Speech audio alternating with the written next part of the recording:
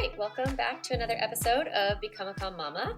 I'm Darlene, I'm your host, and today we're going to talk about what to do when your child is going through something hard or they are worried about something, they have something on their mind, and they want to keep processing it with you, like they want to keep talking about it with you. And so what I'm going to do is I'm going to give you 3 strategies, 3 things that you can do to kind of move through those moments when your kid is kind of going on and on and on. And the example from my life about this is when my son, one of my sons, I won't say which, you guys can kind of think about it, but when he got braces. And it was just such a difficult thing for him to go through. He was really worried about getting them and complained about getting them in the first place. And then when he got his braces, he was really uncomfortable that first day. And for him, it's really hard for him when he is in physical discomfort. He kind of needs to talk about it a lot and process it a lot. And in that afternoon and evening when, it really started to hurt, he really went into what I think of as a negative thought spiral. He really started to feel worried and anxious about the pain of it. And really what was going on for him is he was worried that the pain wasn't going to go away, that it was going to be, forever, right? And so he was sort of stuck and in his big feelings. And, he was a teenager at the time, so it didn't look like, a baby temper tantrum or a toddler temper tantrum. It looked kind of like a, middle school version of that, which is sort of, oh, why'd you make me do this? And I don't want to do this. And it's not going to hurt. And this is my body. And you shouldn't have made me do this. And, really kind of a lot of sentences. Okay. And that day I had a lot of capacity to be a compassionate witness for him and to listen and to offer support. And so what does that look like in practice, right? It really looks like creating an environment that is very safe to express your negative emotion. And how I handle that is, using connection and talking it through by, really narrating the circumstance back to the person. Hey, yeah, you got braces. Yes, that's true. They are really uncomfortable. It's starting to hurt, sort of narrating back what the person is experiencing. And then sort of sometimes I will narrate how they're behaving. Yeah, and you're like talking about it a lot and, you want to talk to me about it. And so I'll say, I wonder if you're feeling, are you stressed? Are you in pain? Right? Just listening to them talk about their experience. That is compassionate listening. Listening with compassion, with validating that their emotion is fine, not trying to convince them out of that emotion, just being in it with them. And I was in it with him for a really long time. I'm saying like a couple hours. And I was just like, fine. I was like, this is a hard night. I'm a mom. I can dig deep. I can show up for him today with this, in this way with the braces. And so what I noticed while I was doing my compassionate listening is I could see some of the thought errors or the thoughts that were he was getting stuck on. And so I actually moved into what I think of as coaching in that moment. And I was, he was saying like, this is never going to go away and it's always going to hurt and they're never coming off. And I started to kind of inquire like, oh, are you really thinking it's never going to stop hurting?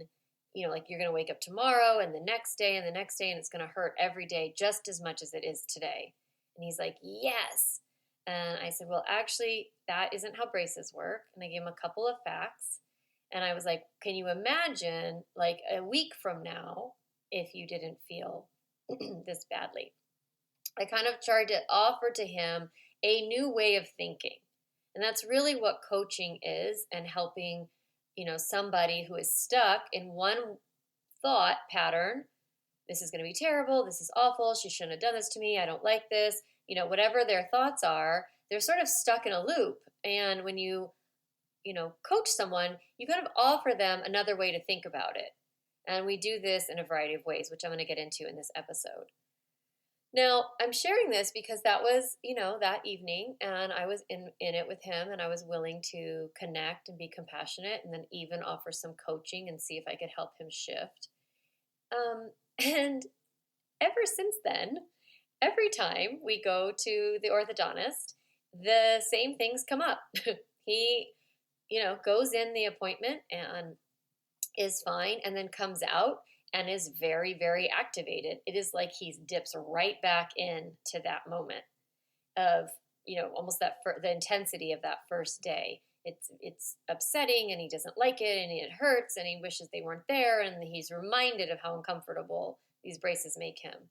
And, he needs to process that, right? So he sort of takes all of that, those thoughts and those feelings, and he starts to dump them on me. And I have learned that my capacity for listening to the discussion around the braces, I'm sort of done. It's been 18 months now, and however many appointments we've had. So, maybe there's been every other month, so there's like 10 times, right, that he's been to the orthodontist. And I don't want to hear the complaint about the braces anymore. Like, I have offered the compassion, I have done the coaching, and this last time I was like, okay, I'm not open for this. And so I can set a boundary with him and set a limit and say, listen, I love you and I really like helping you with your big feelings, but I'm not open to hearing you complain about your braces tonight. And, you might need to find another way to cope with this feeling. Like, it's not going to be talking to me about it. And that's hard to do with kids. It can be hard to set a clear boundary because we can feel sort of bad as moms that we're supposed to, always be emotionally available for them and, kind of always walk them through their pain and process and all of that. And you're a human and you are going to have moments when you're kind of done, right? And how do you do that? How do you set those limits with your kids? And how do you show up that way? This is how. It's really by just being very honest without waiting till you're mad and then being like, stop talking to me about it. That's enough. We've done this so many times. That's what I want to do. But instead, recognizing I'm not open for this. And even before going into the appointment, hey, I know these appointments are hard for you. And I know when you come out, you're usually pretty activated. And I'm just letting you know now that I'm not really open to listening today. I don't have the ability to do that in a calm way. That's just setting that limit up, setting that boundary. Now, the way it looks for me is if my kid keeps coming at me and, even when they were little, I'd be like, remember, I'm not open for this right now. Now, if your kid is unwilling to stop, then I'm going to give you some strategies for that. So I'm going to break down these 3 strategies that I've kind of narrated here in so far in this episode. I'm going to kind of break them down a little bit more. Because I bet you're thinking right now, like, oh my gosh, darling, that all sounds great, but like my kid won't stop. My kid won't stop talking to me.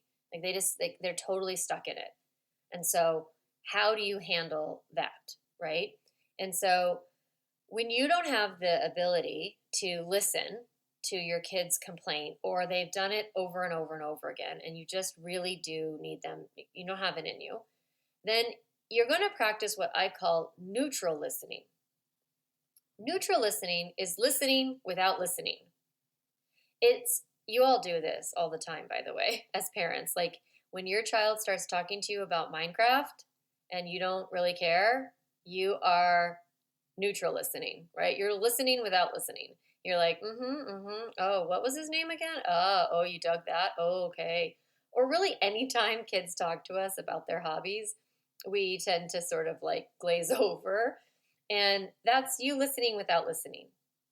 And your child knows, okay? They know that you're not listening. They'll even be like, you're not listening to me.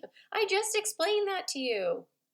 Now, sometimes, to be honest, your children don't even want you to be paying attention to them talking about their hobby or interest or their friend or like this whole thing that happened at school. And you're just like zoned out and you're not really listening. And they don't really even care. Like maybe they notice, but they're just talking, and that's fine, right? Um, Sometimes they do want you to listen, and they will say, "You're not even listening to me." And when they call you out on it, I want you to be honest. If you don't have the ability to listen and be compassionate and like dig in with them and really validate that emotion, then in that moment, and they catch you out and say, "You're not even listening," you can say, "You're right. Like, you're right. I'm not listening, honey. I'm not that interested in this. I love you, but I don't really love Minecraft. I'm sorry." Or, "I love you, but I don't really need to know the history of, who won the Major League Baseball," or whatever your kids bring up, right? They want to tell you a whole plot line of like, a Paw Patrol episode, and you're like, I don't even know what they're saying right now. So there's going to be times when they are talking about things that you don't want to listen to. And then they say, "You're not listening." And you say, "Yeah, you're right. I love you, and I'm not really that interested in this topic." Or, "I love you, and my brain is thinking about other things. Like I'm thinking about dinner right now and how I have to make dinner." Or, "Yes, I do want to hear you sometimes, but not today because I'm a little bit tired." Especially if you're like, "I'm a little bit tired because you Jack in the Boxed all night long last night." Right? And so you have permission to not be 100% on with your kids. But what I see with parents is a lot of times we wait until we're really mad, and then we're like, "Yes, I don't want to talk about it." Like you don't set the boundary early enough. You wait until you're angry, and then your anger kind of makes you think you're justified in setting the boundary. And I'm here to tell you, you can set your limit before you're mad. You can like just say, "Yeah, you're right. I'm not open for this." Now, that's easy in some ways when they're like kind of just talking about something and there's not a lot of emotion around it.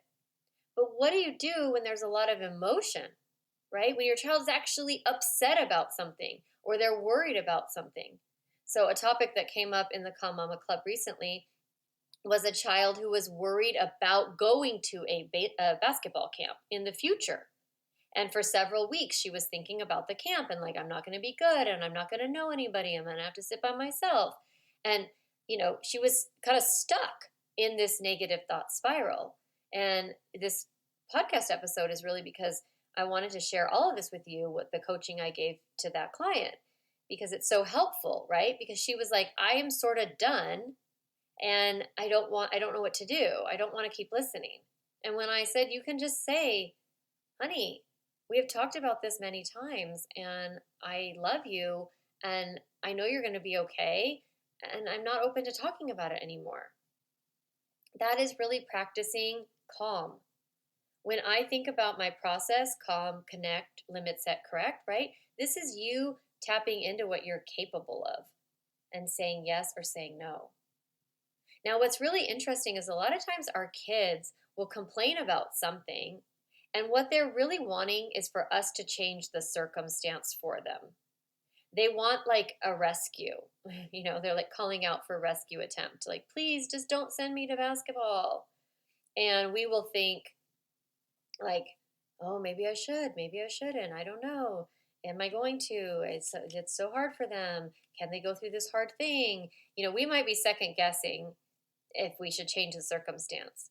And, most of the time, it's probably not in your child's best interest or yours to try to fix the external circumstance. Because really, the issue is that your child is not able to manage their own thinking or their own feeling about that circumstance. So, the real gift is letting your kid do that hard thing, go through that hard thing, and get to the other side of it.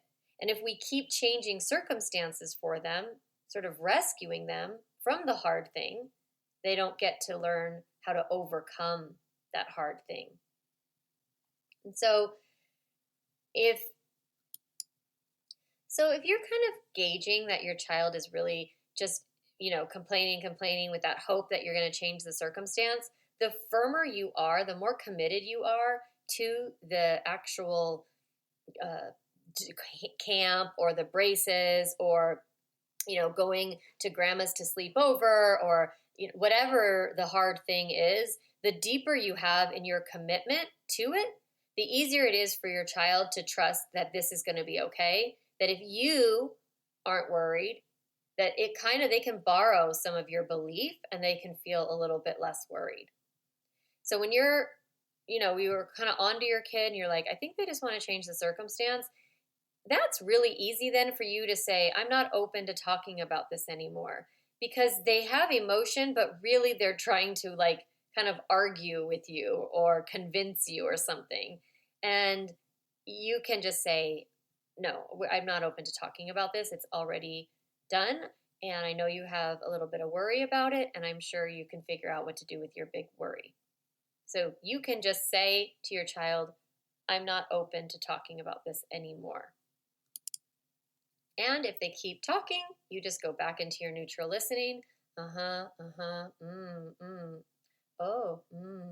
huh, okay, yeah, huh, that makes sense. Oh, and just kind of like half listening, and your child is going to be like, forget it then. And they might just walk away, which is what you wanted in the first place, right? And it doesn't need to be like a thing.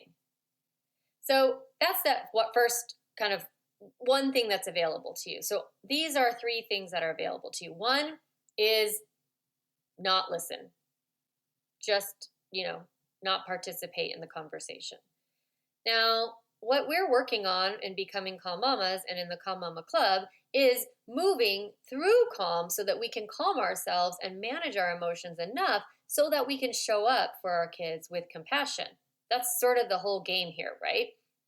Is that we want to help our kids navigate their thoughts and their feelings and give them tools to communicate and cope with their negative emotion in ways that work. So actually stepping into the moment, like I did with my son when he first got his braces, and just being in it, like, yes, let me narrate this circumstance. This is a hard moment. This is really tough. Yes, you got braces today. Or yeah, you are going to camp and you have a lot of thoughts about it. You're saying to me that you're worried, or you're saying to me that you're hurt. Yeah, of course you are. And really validating. My favorite sentence for validation is, that makes sense. Like, it makes sense that you would feel afraid. Especially like for my son, it makes sense that you would feel afraid if you thought that you would never not have this pain again. And or this little girl, like, it makes sense that you would feel worried if you're thinking you're going to be the worst player, if you're thinking that you're not going to have any friends there, if you're thinking that you're going to be lonely. So you're kind of validating their emotion and narrating what they're thinking and what they're experiencing. That's all that compassion is. There's no like other secret trick to it, except you can only do it when you're calm. You can only do it when you're genuinely curious, when you're genuinely connected to what your child is going through. And that's not always easy. But it's possible, and that's what we practice, in my programs, is like, how do we practice calming ourselves personally, our own nervous systems and our own mind, so that we can think differently, so that we can show up with our kids in that compassionate way. And then compassionate just means kind of like sitting in it with them. Compati, I've told you this before if you've listened to this podcast for a while. Compassion is really like together, and passion is struggle. So with struggle, together with struggle, we are in it with them. That's what compassion means. And so thinking about, how can I be in it with my child? How can I connect to their emotion and validate it? And really thinking like, when your child is really struggling, you can ask them, especially as even if they're 3, you can say, well, what do you need to manage this big feeling? What would help you right now? What would love look like right now? What would support look like right now? What do you need? If they're real little, what do you need right now? I know you're sad. What do you need? Do you need a hug? Do you need to run around? Do you need to jump up and down? Do you need to throw this pillow on the ground? Do you need to get a big squeezy, huggy, kissy. You need some water. You can offer some solutions, right? Because feelings are temporary, they come and go. And your child's just looking for support and moving through that emotion. Now, thoughts are going to come back again, right? And so you have your ability, your three things. One is to, just be neutral and sort of not listen, right? The second is to be compassionate. And then the third option available to you is coaching. So when we have our child and they're struggling, and I know you all want like to teach them, right? You want to help them, you want to show them how to like, achieve goals and not think so negatively and how to be confident and all of this, right? You want all of these things for them. So how do you do that? And it's not through lecturing. It's not through telling them. It's really through coaching, which is what what I do with you when you work with me, and then what I teach you to do with your kids. Now, what coaching means is really giving the person, asking a few questions to give the person a new way to think.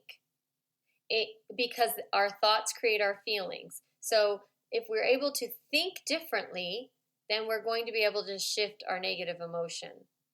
Now, we don't want to bypass that emotion. So you want to validate it and acknowledge it and then kind of guide that child towards a new way of thinking. So my questions with my son was, are you thinking that this is going to be forever? That you're never, ever going to feel better? Oh, yeah. Do you think that's true? Do you think that, 3 weeks from now it'll still hurt this much? What about a year from now? What about 5 years from now? Now, you have to be really careful because if you start to be sarcastic, they will know it and you will immediately lose your coaching. Because that's the thing about coaching is you really have to have built this like feeling of trust and that you are completely connected and like you're not making fun of their feelings. You're not thinking they're stupid, that in their mind this is true and you're kind of guiding them towards a new way of thinking. So I'm going to give you a couple of coaching tools and strategies, which ultimately these are all the art of asking questions. So when you're in that moment and your child is really stuck in a negative thought spiral and they're kind of, overwhelmed or complaining or just in that kind of groove, we're trying to shift them into a new thought. So two things are, the first one is to go back to the past. So having your child, you can ask them like, hey, have you ever been, at a new place where you were worried and then you went to the new place before? Have you ever had this experience in the past? So you're helping them find some evidence that they have been through this thing before.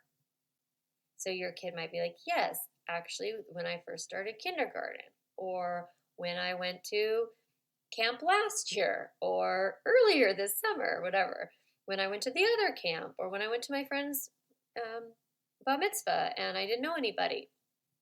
And so you're saying, oh, okay, so then what did you do? How did that work out? What happened? And you're helping the person, the child, see that they have overcome this in the past. You're helping their brain have evidence that it is possible that they can figure it out. So what we're not doing here is saying, oh, no, no, no, no, you're not going to be lonely. Oh, no, no, no, no, you're not going to be the worst one. Oh, no, we're not discounting their thought. We're not trying to, prove them wrong. We're actually saying, okay, so if this is true, your thinking is true, have you ever overcome this in the past? Have you ever been through this hard thing? So that's one line of questioning that is available to you when you are ready to coach, when you are calm, when you have connected, and you are ready to coach your kid through this emotion. Now, if they're not into it and they're like, what, stupid mom, I don't care, this dumb, just, okay, they're not open for coaching. That's fine. That's okay. No problem. Validate the emotion and move on. You can set a limit. Oh, okay. It seems like this conversation isn't something you want to have. I'm happy to listen to you, talk about your worries for another minute or two, and then I've got to get going on, whatever task you have ahead of you, dinner or tidying up or, laying down and reading a book, hopefully something nice, and just saying, yeah, I'm not open. So that's one line of questioning, is to help them tap into past you, past me. What did I already accomplish? I also just want to say, mamas and dads who are listening, that you can do this for yourself too. Like if you're ever struggling with something and you're like really worried about it, you can ask yourself, like, when have I gone through something like this before? And what happened? Did I die or did I survive? Right? If you're listening to this podcast, you survived. So what did I do? How did I overcome that? Like, what happened there? And what was hard about it? And then when did it become easier? And how do I think about that experience now? Just really kind of guiding yourself or your kid into that past self. The other strategy that I wanted to offer to you when you want to coach your kids is what I call worst case scenario, but playing it out. So past you is one. Now this one is called worst case scenario. So when your child is like, I don't want to go to the basketball camp. I'm going to be the worst one. And your normal parent instinct is like, no, you're not. You're not going to be the worst one. What are you talking about? Everybody's new at it. Everybody's learning. It's okay to be a learner. Like we start kind of like like kind of arguing with them, trying to convince them not to think that way. And what about if you were like, okay, you might be. Like, I know some of you are like, wait, what? Yeah. Like, okay. What if you are the worst player there? How do you want to handle that? What's the worst thing that could happen if you find out that you're the worst player? And then they're like, I'll be embarrassed. Like, okay, then what? Well, then I don't know. I would just like feel uncomfortable. Okay. And then what would happen? Well, I guess that it would end. Yeah. The camp would end, right? For the day. And then what? And then I would come home. And then what? And then I would tell you. And then what? And then you would give me a hug. Yeah. And then what? And then I would just forget about it. Oh, okay. And then what would happen the next day? If you were still the worst one? Well, I wouldn't care as much. Oh, okay. Great. So solving for our worst case scenario is really powerful. What if you're lonely at lunch? What if you don't know anybody? Yeah, okay, let's solve for it. And giving your child's brain a chance to look into the future and problem solve can really shift them. Instead of thinking this is the worst thing and it's going to be a terrible experience and I'm not going to survive it, they are beginning to think differently of like, oh, I can do this. I can do hard things. I can be, lonely and that's okay. I can be the worst one and that's okay. I can learn how to, be uncomfortable. That's okay. So that's so powerful. Just if you can offer your children a way to believe deep inside of them that they are going to be okay, that will relieve so much of their anxiety, so many of their worries. So that's kind of what we're doing with coaching. I'm giving you these two strategies so that you can understand that the best way to guide your children through a negative emotion isn't by telling them that they're wrong, that they shouldn't be thinking that it's not a big deal. It's not by telling them that the bad thing's not going to happen. It's not by telling them, don't be silly. It's really by validating, that's connection, and then offering their brain a new way to think about the thing. That's coaching. And so that's how you handle a negative thought spiral. Those are your three tools. Either check out, calm yourself, just don't listen. That's number one. It's always available to you. Number two, connect with their big feelings. Validate, help them make sense of what's happening. And then three is coaching. offering them a new way to think about their experience and their challenge. And you do that by asking high quality questions, either about how they've overcome this in the past or solving for that negative future. All right. I am sure this was so helpful for you.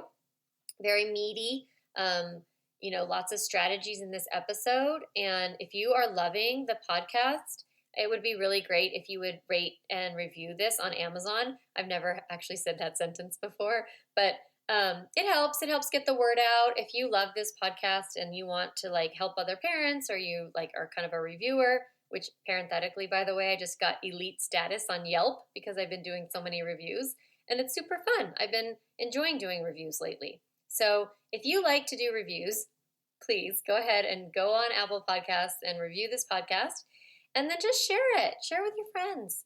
Let them know about it, and let them know about what we're doing over here in the Calm Mama Club and in this podcast and what we're all working towards.